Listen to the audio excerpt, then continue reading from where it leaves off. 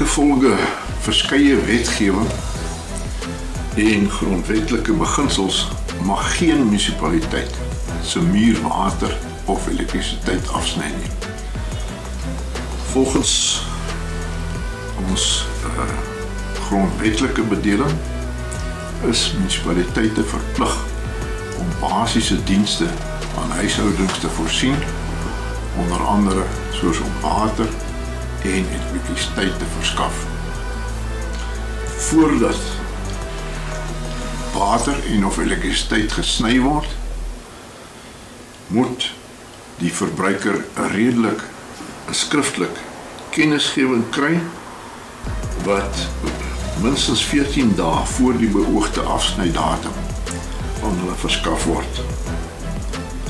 Hierdie kennisgewing moet nie net aandui dat daar 'n agterstallige bedrag te sprake is nie, maar ook dat die verbruiker se regte verduidelik en om vertoe op beswaar te rig of om die afbetalingsreëlings met die munisipaliteit aan te gaan.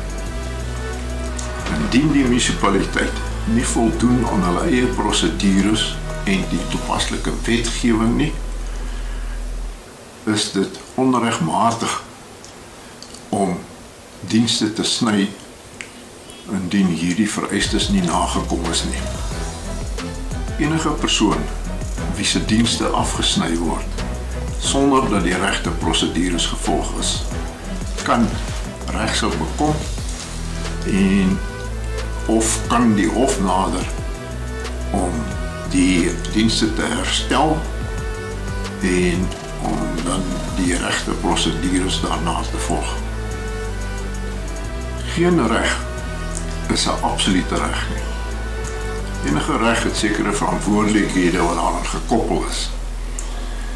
Die water en elektrisiteit wat die munisipaliteit verskaf, is 'n diens wat die munisipaliteit lewer en die verbruiker moet daarvoor betaal.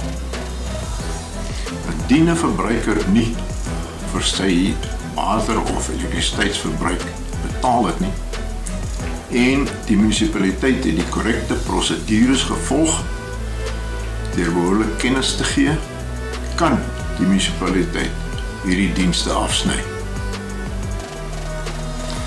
Daar is 'n verantwoordelikheid op die verbruiker om te betaal vir die dienste wat hy van die munisipaliteit af ontvang. Net soos wat dit 'n grondwetlike plig is vir die munisipaliteit om die dienste te lewer, net so is dit die verbruiker se grondwetlike verantwoordelikheid om vir daardie dienste te betaal.